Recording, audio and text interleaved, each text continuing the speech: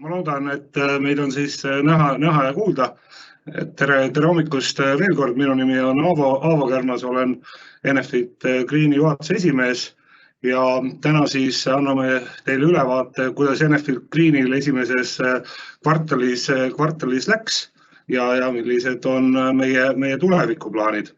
Peale meie esitlust vastame ka teie küsimustele. Siin samas chatis on võimalik neid küsimusi esitada ja juhul kui mõni hea küsimus ei tule kohe meelde või tahaks mõnel teemal ka hiljem täpsemalt rääkida, siis alati on võimalik kirjutada e-maili aadressil investor@enefitgreen.ee, kus siis kõik küsimused saavad kenasti ka hiljem vastatud.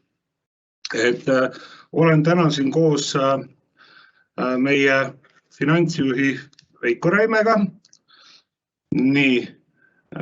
kellega koos siis teeme ülevaate, nagu ma just ennist ütlesin.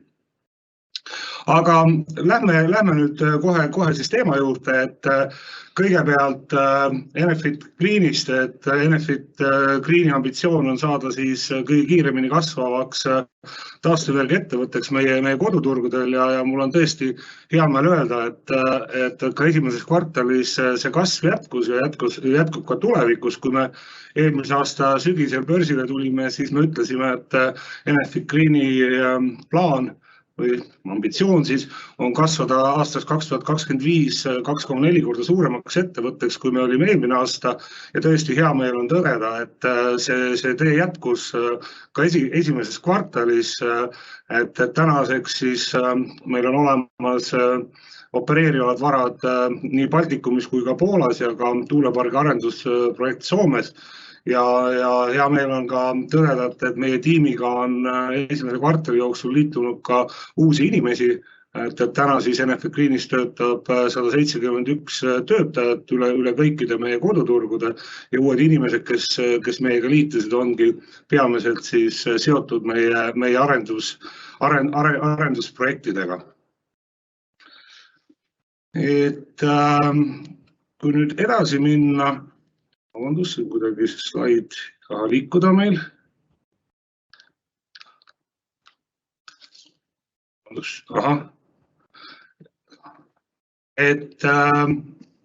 Rääkides siis Enefit Greeni kasvust, see kasv on, ütleme, sõna, mis Enefit Greeni iseloomustab, see on osa meie DNA-st, et nagu siit jooniselt on näha, siis vähem kui aastaga on Enefit Green oma olemasolevale tootmisvõimsusele, mis on siis 457 megavatti, lisanud juba juurde ehituses olevaid arendusprojekte kogumahus 226 megavatti, mis siis tegelikult on juba 50% suurem kui olemasolev maht. Need lisanduvad tootmisvõimsused tulevad siis ennekõike tuuleparkidest ja päikeseparkidest. Meil on hetkel töös 4 tuuleparki, Soomes 1, Eestis 1 ja Leedus 2 tuuleparki ja 2 päikeseparki siis Poolas. Nii et kokku need investeerimisotsused, ütleme, need investeeringute suurus on 266 miljonit eurot. Et kui me börsile tulime, siis me ütlesime, et oma kasvuplaani elluviimiseks me plaanime investeerida ligi 600 miljonit eurot, nii et kenasti liigume sellel teel ja kui need numbrid nüüd vaadata, et see 4 tuuleparki ja 2 päikeseparki, siis järgmise aasta lõpuks on Enefit Greeni nii tuule kui ka päikesevõimsused juba 50% suuremad, kui nad olid eelmise aasta esimeses kvartalis. Ja seda siis kõikidel meie turgudel ja tegelikult need projektid nüüd, mis on siin märgitud nende roheliste tulpadega, hakkavad järk-järgult realiseeruma ja 2023. aastal on juba nende projektide mõju näha ka meie tulemustes. Nii et oleme oma kasvuteel ja saavutamaks siis aastaks 2025 meie koguvõimsus 1100 megavatini. Aga lisaks nendele projektidele, mida ma just kirjeldasin, on meil terve rida maismaa tuuleparkide ja päikeseparkide projekte ootamas oma investeerimisotsust veel sellel aastal. Nende koguvõimsus on siis 378 megavatti ja nagu siit slaidilt on näha, siis peamiselt me plaanime investeerida või teha investeerimisotsused siis projektidesse Eestis. Eestis on meil siis neli projekti oma järjekorda ootamas siis Leedusse ja Poolasse. Ja kui siin tähelepanelikult vaadata, siis on 2 projekti Purtse päikesepark Eestis ja Kelme tuulepark Leedus, mille puhul investeerimisotsus siis peaks tulema teises kvartalis sel aastal. Teist kvartalit ei ole veel väga palju alles jäänud, nii et siin hiljemalt juuni lõpuks peaks need investeerimisotsused tehtama, nii et need 2 projekti lisaksid veel täiendavat võimsust meile siis 112 megavatti. Ja ka ülejäänud projektid on kõik erinevates arendusfaasides suht lõppjärgus, nii et kui nende projektide koha pealt peaksid investeerimisotsused tulema, siis loomulikult me anname nendest ka teada. Aga lisaks lähiaja projektidele, kuna Enefit Green on meil ka pikaajalised projektid, et nagu siit näha, et meil on arendusportfell, mille puhul me investeerimisotsusteni tahame jõuda peale 2023. aastat suurusjärgus 1600 megavatti. See peamiselt koosneb siis maismaa tuuleparkidest ja päikeseparkidest meie koduturgudel. Aga kuna Enefit Green on hästi kasvule orienteeritud ja dünaamiline ettevõte, siis see portfell on nagu pidevas muutumises, et me oleme alati valmis otsima ja investeerima ka projektidesse, mida näiteks siin konkreetses portfellis ei ole, nii et meie arendustiim igapäevaselt töötab nende projektidega, et tuua neid ajas kogu aeg ettepoole, nii et selline meie plaan on ja lisaks siis nendele projektidele on meil ka Hiiumaa meretuulepargi projekt võimsusega 1000 megavatti, kus me siis aprillikuus algatasime ka eelprojekti protsessi, nii et keskkonnamõjude hindamine on seal lõpusirgele jõudmas, aga investeerimisotsuse mõttes on ta ikkagi, ütleme, seal peale 26.–27. aastat, et kõigepealt tuleb siis korda teha riigi poolt ka see Hiiumaa mereala planeering. Ja teine projekt, mis on nüüd Eesti Energia poolt omandatud projekt, aga kuna me oleme sõlminud lepingu, et see projekt eeltingimuste täitmisel tuleb üle Enefit Greeni, on siis Liivi lahe meretuulepark ka võimsusega 1000 megavatti, mis on siis kõige kaugemale jõudnud arendus Eestis, et seal planeering on juba kehtiv ja keskkonnamõjude hindamine käib, nii et see projekt liigub edasi suure hooga ja Eesti Energia kontsern on öelnud seda, et kindlasti see projekt peaks olema valmis enne 2030. aastat. Nii et kokkuvõttes meie arendusprojektide portfell on muljetavaldav, pikaajaline portfell, mis siis võimaldaks meil kasvatada oma tootmismahtusid 4800 megavatini kaugemas perspektiivis. Kui nüüd vaadata keskkonda, mis siis meie ümber toimus siin esimeses kvartalis, siis siit kaardi pealt on siis hästi näha, millised olid elektrihinnad Nord Pooli piirkonnas ja Poolas esimeses kvartalis võrrelduna siis sellega, millised olid aasta aega tagasi. Nagu näha, siis tegelikult elektrihinnad jätkuvalt püsisid kõrged. Võrreldes eelmise aastaga oli kasv märkimisväärne.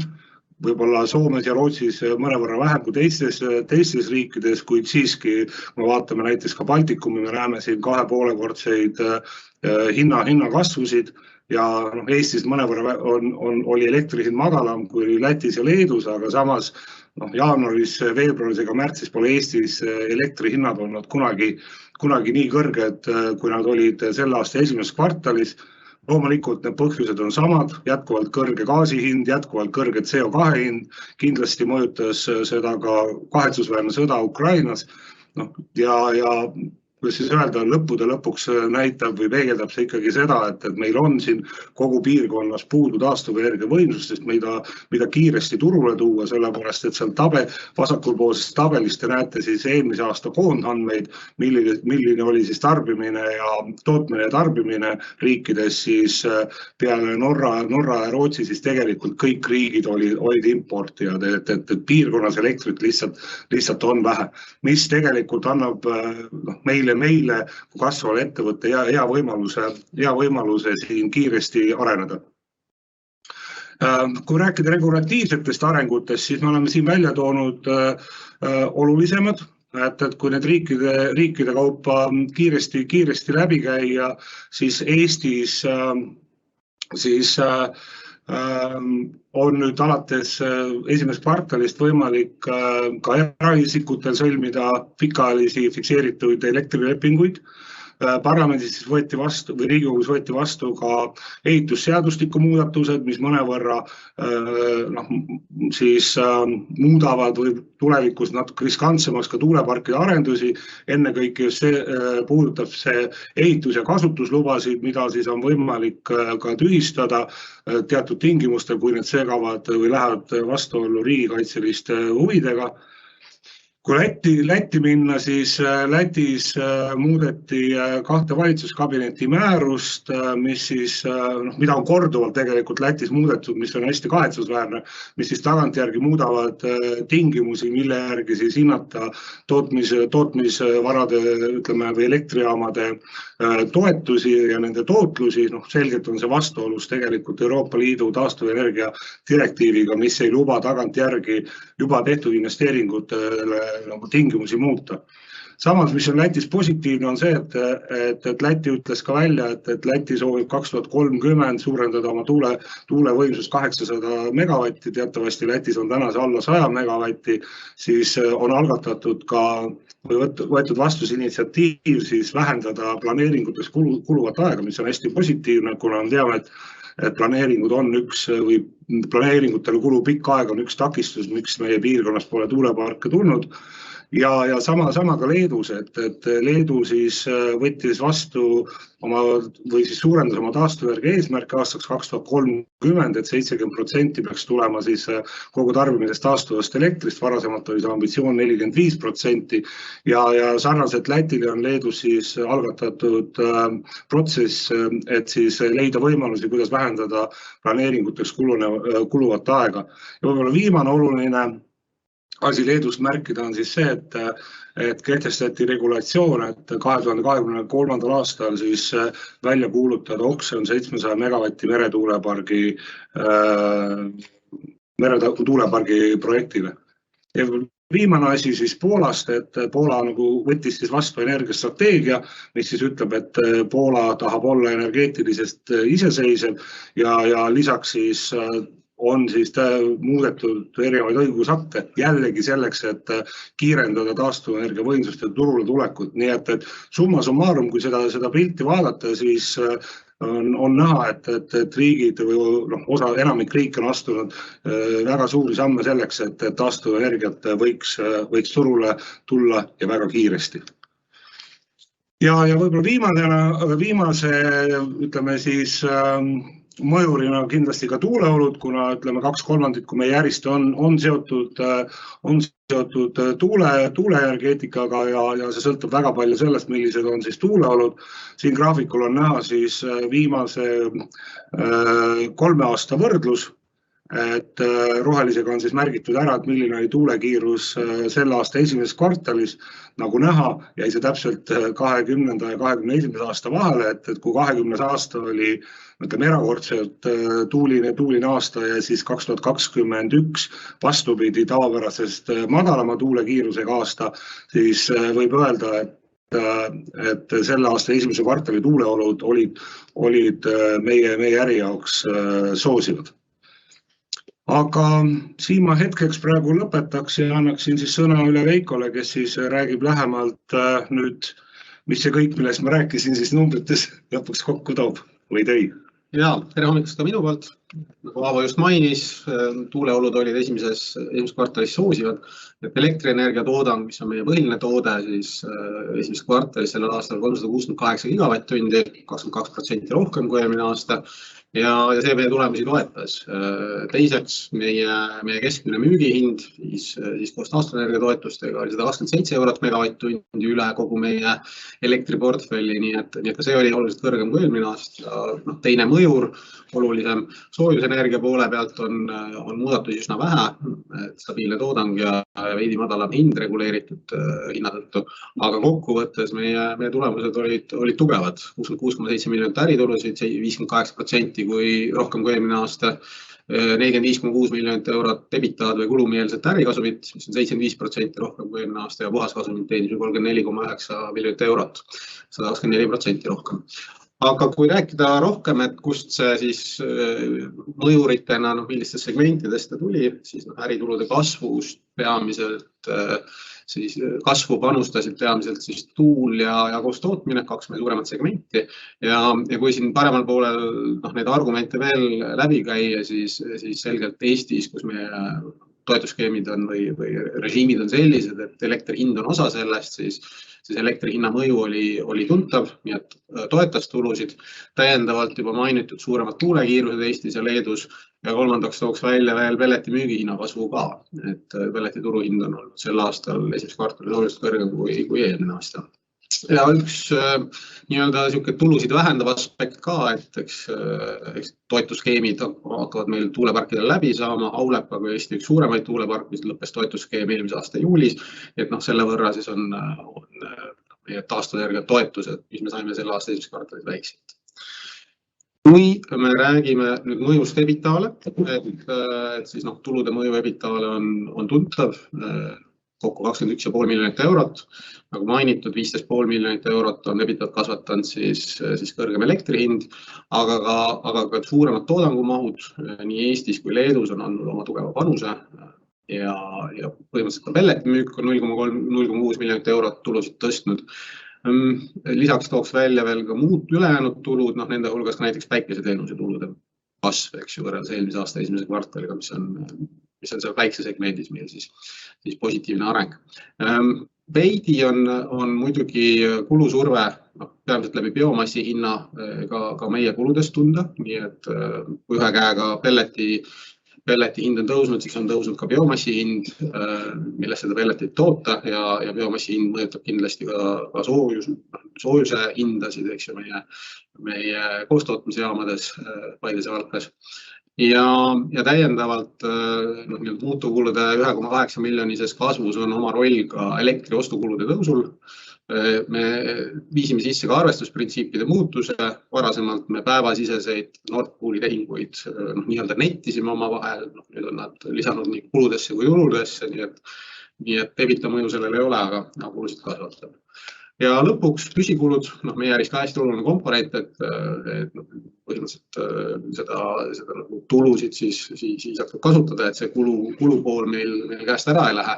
Oleme suurendanud tööjõudu, nagu Aavo mainis, tiimis on rohkem inimesi, fookus on arendusel ja arenduskulud on ka meil on kõrgemad kui eelmise aasta esimeses kvartalis, sealt siis 0,9 miljonit negatiivset mõju.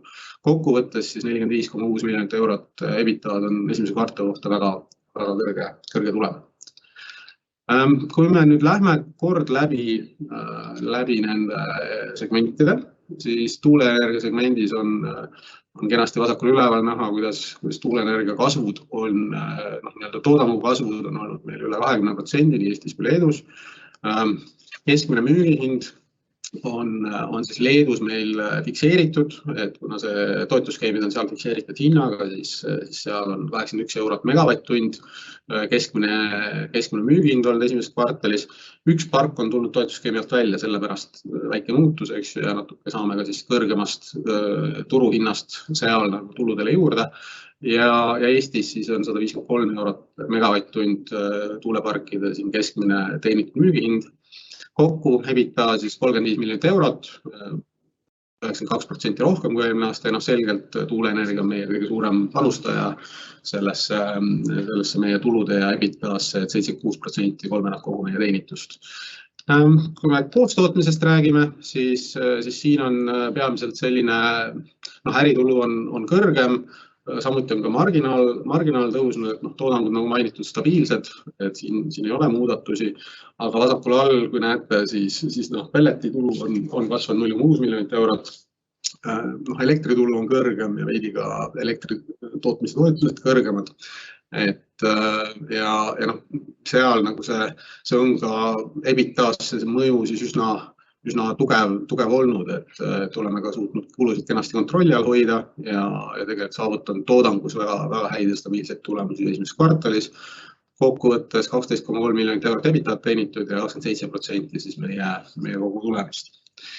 Kui me vaatame päikeseenergiat, siis siin on ka meil hea meel raporteerida headest toodangutulemustest, et 2,4 gigavatt-tundi rohkem oli märts päikselisem oluliselt kui varasemal aastal ja ka keskmine müügihind on kasvanud Eestis turuhinna tõttu ja Poolas iga-aastase inflatsiooniga indekseerituse tõttu.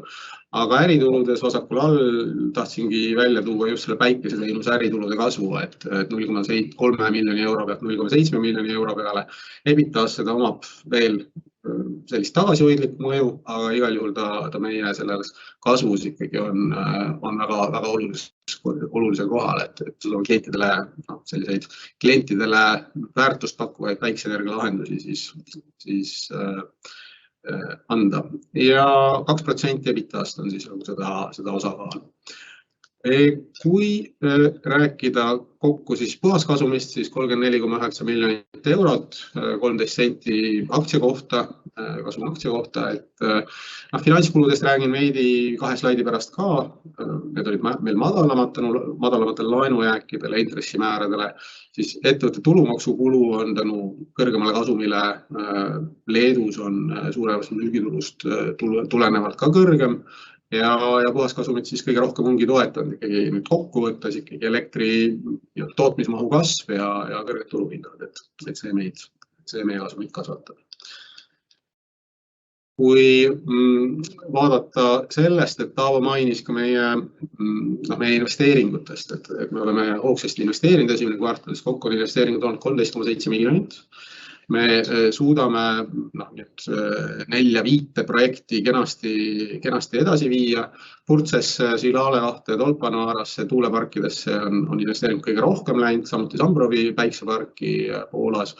Ja põhimõtteliselt mis meid toetab on see, et meie EBITDA-st ka hästi suur osa raha siis konverteerub rahaks, et meil ei ole kapitali ei seo äri palju, nii et see toetab meie investeeringute rahastamist samamoodi. Ja järgnevatel kuudel loomulikult, kui ehitusprotsessid jõuavad järgmistesse faasidesse pluss lisandub uusi, siis investeeringud on meil kasvu taktis. Kapitalistruktuur on meie esimese kvartali lõpuseisuga väga tugev, et netovõlg EBITDA, meie peamiseid finantspoliitika näidikuid on siis 0,1, et sisuliselt meil on sama palju praktiliselt rahakontol, kui on laenu väljas seisvad. Selgelt oleme investeerimisfaasi alguses, nii et see aitab meid siis kenasti ja mõistliku laenutaseme juures need investeeringud ellu viia ja potentsiaalselt teha rohkem. Me täna teenime tuntavalt raha, siis samuti tooks välja siit investeeritud kapitali, omakapitali tootlikkuse, mis on meil viimase 12 kuuga olnud siis vastavalt 14,8 ja 15,1%. Et eks ta funktsioon on ärikasumist ja puhaskasumist, et kapital, mis meil on investeeritud, on selgelt kapitalimahuks äri, aga see tootlus on üks meie peamiseid mõõdikuid, kui me teeme uusi investeerimisotsuseid.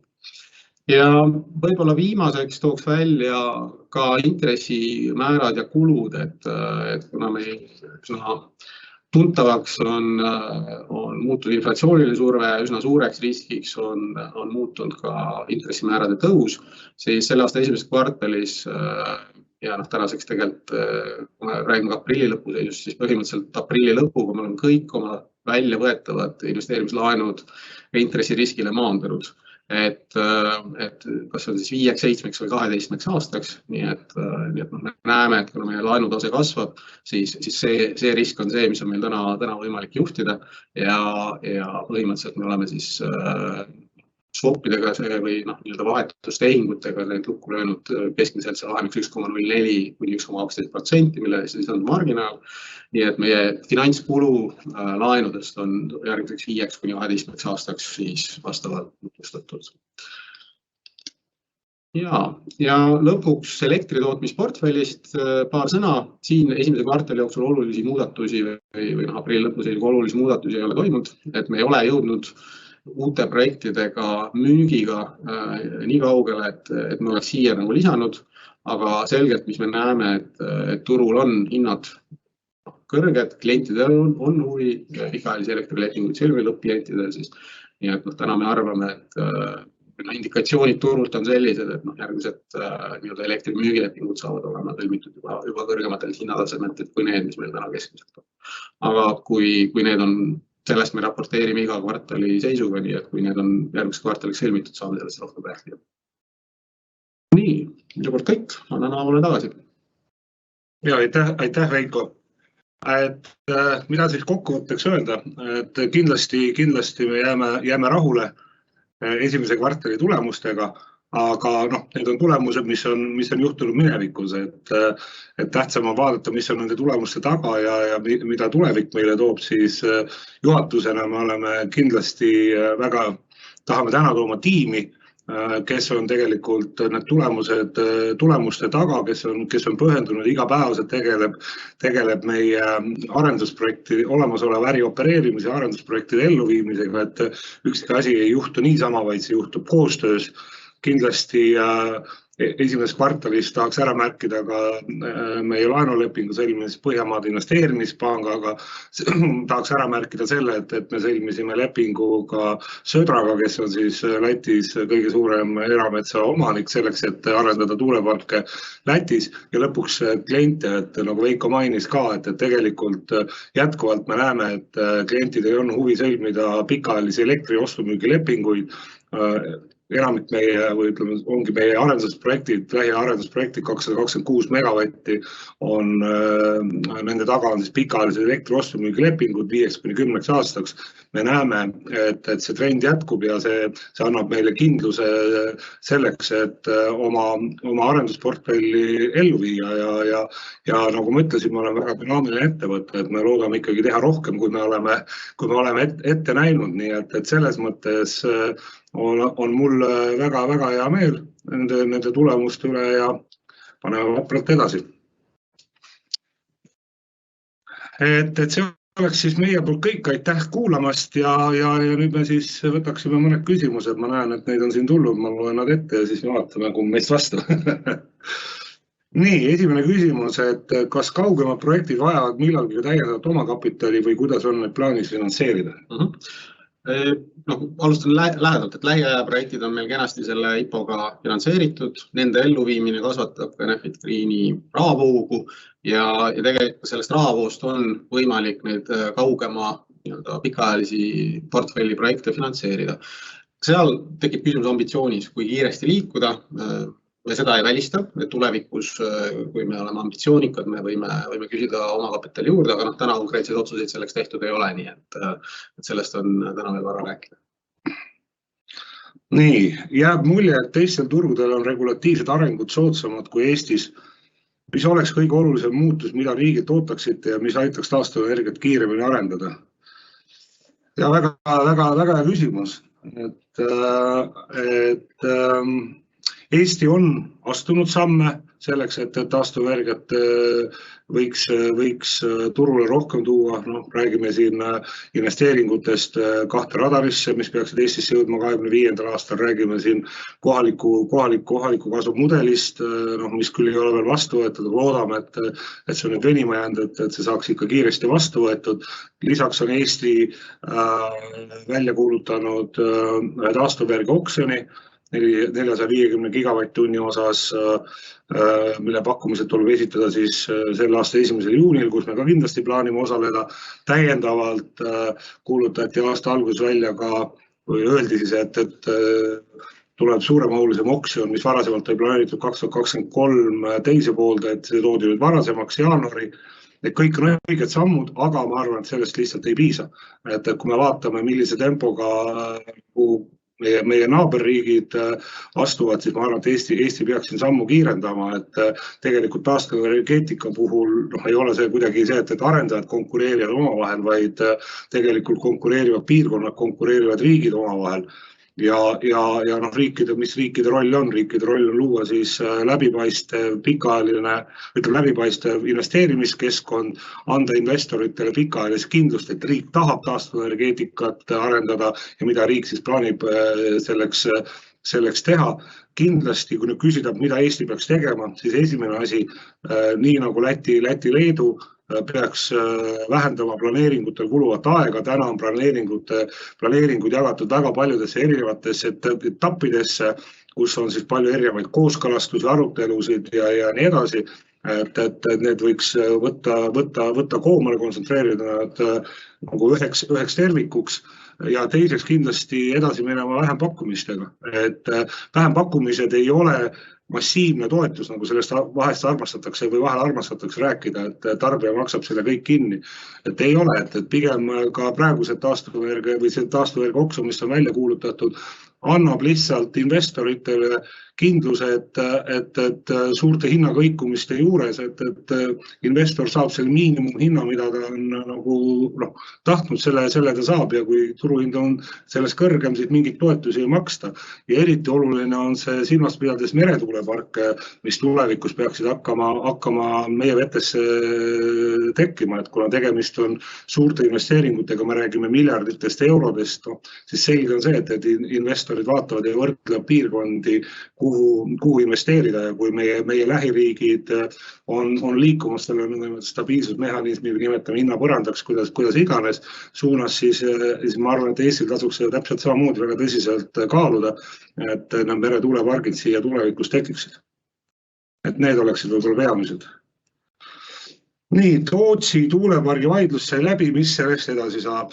Jah, tõsi on, et läbi ta on saanud, Tootsi tuulepark on jätkuvalt Eesti Energia omanduses, aga me oleme sõlminud eelmisel aastal juba, siis sõlmisime lepingu Eesti Energiaga, et Enefit Green on eksklusiivselt, või Eesti Energia eksklusiivselt peab siis pakkuma seda projekti omandamist siis Enefit Greenile ja loomulikult turutingimustel, nii et see kindlasti juhtub, millal täpsemalt seda ei oska hetkel öelda, aga loodame, et asjad liiguvad kiires tempos. Kuidas või kas kiire baasintresside tõus Poolas mõjutab teie Poolaga seotud projekte või hinnangud Poola investeerimiskeskkonnaga? Mõjutab, see on tõsi, et me Poola projekte oleme finantseerinud Poola sloti laenuga. Seal selles mõttes see laenukulu on oluline faktor, et selgelt kui laenukulu selles valuutas on kõrgem, siis tuleb nagu projekti lävendit ka nagu ümber vaadata.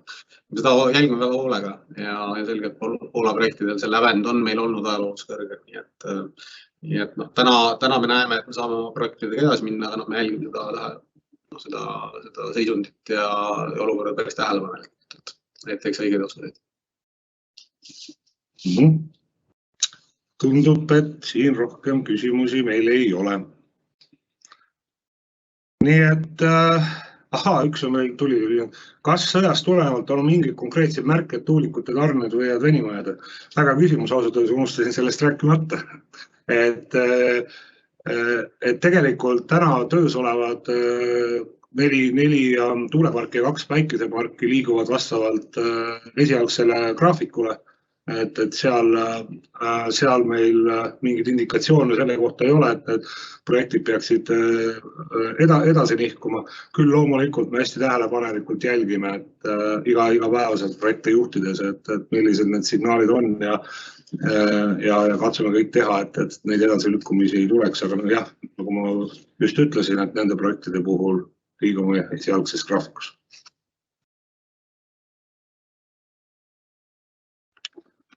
Nii, aga nüüd on küll kõik, nii et veel kord suur tänu, et leidsite aega hommikul meid kuulata, vaadata. Ja enne kui me lõpetame, siis veel meeldetuletuseks, et 17. mail kell 13 siis toimub Enefit Greeni aktsionäride üldkoosolek Noblessneri valukojas ja palume siis kõigil huvilistel ka eelnevalt ennast registreerida 10. maiks.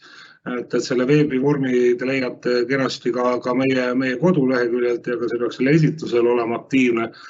Ja koosolek siis toimub meil eesti keeles, aga samas on olemas ka sünkroontõlge inglise keelde, nii et olete juba kõik siis oodatud aktsionäride üldkoosolekul ja kui täna jäi mõni küsimus küsimata, siis tuletan meelde, et investor@enefitgreen.ee või kui ka sinna ei saada, siis on võimalik kõike küsida aktsionäride üldkoosolekul, nii et olete oodatud ja näeme juba 2 nädala pärast.